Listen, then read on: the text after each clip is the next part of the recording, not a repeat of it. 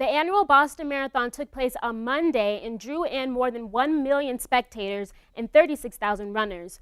If you didn't sign up for health insurance by last night at midnight, you could face a penalty of about $95 or 1% of your salary. While many people are hoping to partake in Boulder's notorious 420 celebration this year, they are much more likely to see an empty Norland quad this time around. The murder case for Nathaniel Tallman took place at the Municipal Center this morning, and there's new information in. Wardenburg and Community Health are reporting that a virus called the neurovirus is actually taking its toll. CU crowd will move from here to here in 2012 at the Coors Event Center, where CU administration spent roughly $150,000 to bring popular music artist Wyclef Jean here for a concert.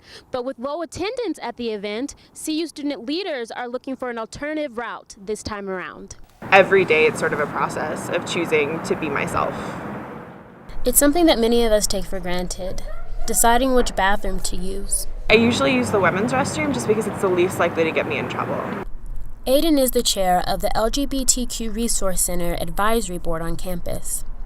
Aiden identifies as genderqueer, a term used to describe gender identities other than man or woman. Physically, Aiden is female, but connects more to masculinity rather than femininity, also known as transmasculine. There's never a space that is as gender neutral as I'd like it to be. Every space is gendered in some way. People give me odd looks, they get upset. It makes women feel uncomfortable to have somebody who's very masculine in that space because that's seen as threatening, which is sort of unfortunate. This is why CU student government is pushing for a new policy that would create more gender-inclusive restrooms on campus. As of now, there are only 3 gender-inclusive restrooms here on campus, one in the C4C on the 4th floor and one across from the C4C in Hallett Hall, and there is a new one in the rec center.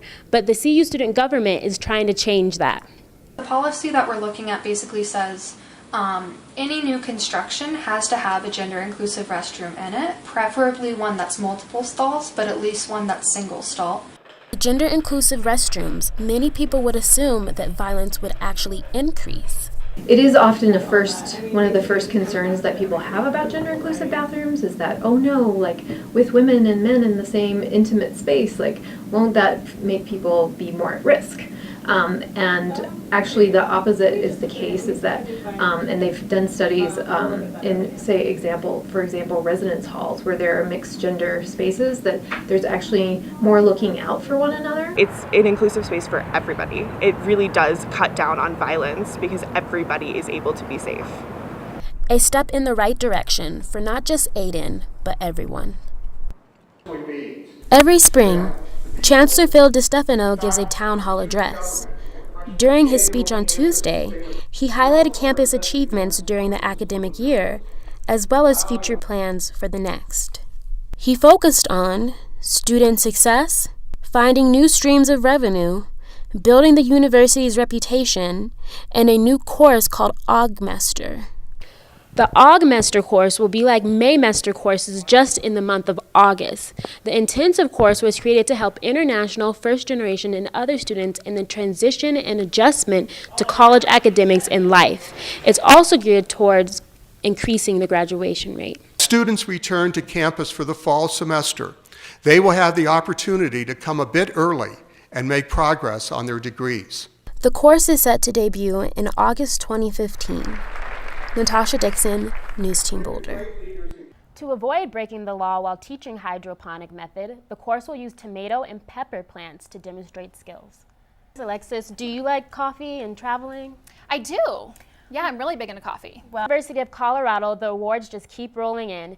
CU professor Gordana Dolkovich is receiving the Sloan Fellowship Award. Sloan's research is focusing on the fundamental problems in nanoscience and how they impact the harvesting of solar energy. News anchor Tom Brokaw is being treated for cancer. The 74-year-old great was diagnosed with multiple myeloma back in August. I am so jealous. Las Vegas, journalism, what more could you ask for? It was literally one of the coolest things I've ever experienced. There were so many people to network with, so many great opportunities, a career fair, literally it just went on and on and on. It was a great time. Well, maybe next year. Definitely, we'll go together next year. All right, that's it for us. Thanks for watching News Team Boulder. Students are encouraged to have a balanced diet, get a good night's sleep, and the biggest thing is to wash your hands. Natasha Dickson, News Team Boulder.